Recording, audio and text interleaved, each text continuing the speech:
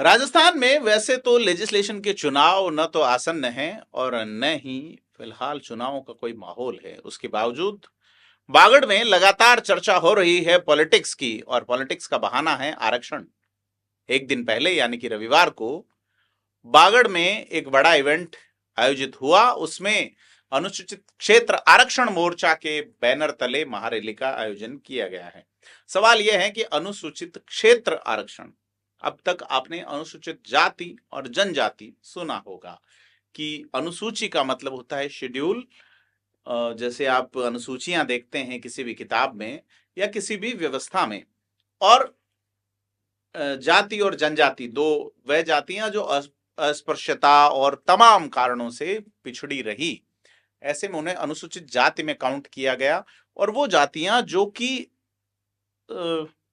मुख्य धारा से कटी रही जनजातियां जो हैं, जिसको ट्राइब्स कहा जाता है जनजाति क्षेत्र में, उनकी अनुसूची तय की गई। लेकिन अब अनुसूचित क्षेत्र की बात जो है वो की जा रही है कि आदिवासी आरक्षण का सब क्लासिफिकेशन हो, टीसी में रोस्टर प्रणाली खत्म की जाए, पानी पर आरक्षण हो। इस समेत 31 मांगों पर चर्चा हुई है। और भारत आदिवासी पार्टी के सांसद राजकुमार रोत ने कहा है कि आप सुधर जाइए, अन्यथा हम कानून के हिसाब से सुधार देंगे। और वो ये कह रहे हैं कि विधायक ही तय करेंगे कि आरक्षण कब लेना है। बांसवाड़ा के कॉलेज मैदान में यह एक बड़ी महारैली आयोजित हुई, बड़ी संख्या में लोग जुटे हैं। लेकिन बड़ी चीज ये है कि खास करके वागड़, जो कि कांग्रेस का एक बड़ा बेल्ट माना जाता है, कांग्रेस वहां से धीरे धीरे खिसक रही है। और उसमें बड़ी भूमिका भारत आदिवासी पार्टी की है, जिसके सिपह सालार कभी भारत ट्राइबल पार्टी बीटीपी से लड़े थे। ऑटो रिक्शा में बैठ के आए थे, यानी ऑटो रिक्शा चुनाव चिन्ह था और हॉकी उनका चुनाव चिन्ह है। खैर, राजकुमार रोत का यह कहना है कि 2013 में इस आरक्षण को लेकर अधिसूचना जारी की गई। यह आदिवासियों के लिए काले कानून के समान है। आदिवासियों को सरकारी नौकरी के लिए आरक्षण की बात उस वक्त की गई, लेकिन आज भी उसका पूरा लाभ आदिवासियों को नहीं मिल रहा है। यह एक तरह से अन्याय है।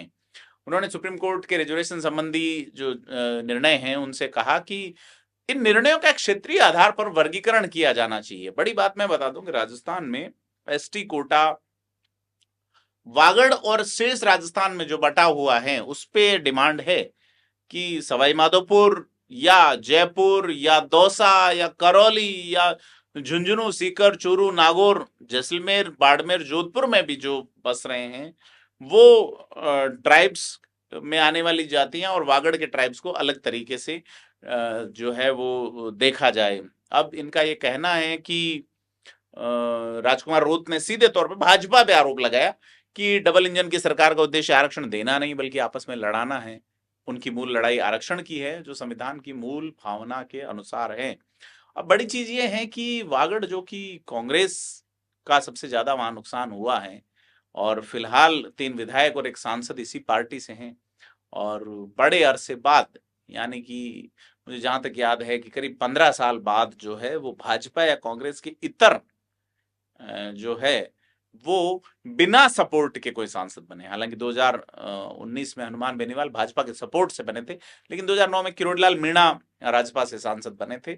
उसके अलावा जो है वो पहली बार 2024 में ऐसा हुआ है कि बीटीपी अपने दम पे। तो बड़ी चीज ये है कि 2013 की अधिसूचना की बात हुई और साथ में 2016 में जो फिर से अधिसूचना जारी हुई, इसको कहते हुए राजकुमार रोत जो है, बड़ी चीज ये है कि वो लगातार एक आरक्षण की बात कर रहे हैं जब चुनाव नहीं है, तब भी इसको लेकर लगता है कि ये मुद्दा कहां तक आगे जाएगा। क्योंकि सभा में केवल राजकुमार रोत ही नहीं, विधायक जयकृष्ण पटेल, थावरचंद, उमेश मीणा, कमलेश्वर डोडियार, भंवरलाल परमार समेत कई पदाधिकारियों ने भी संबोधित किया। तो रिजर्वेशन को लेकर रैली निकली, तमाम चीजें हैं। तो कुल मिला के राजस्थान में आदिवासियों की जो डिमांड है उस पे अब ध्यान आकृष्ट करने के लिए लगातार धरना प्रदर्शन हो रहे हैं, और उसकी सदारत कर रहे हैं राजकुमार रोत, सड़क से संसद तक। देखते हैं क्या होता है। आप क्या सोचते हैं, हमें कमेंट करके बताएं। धन्यवाद।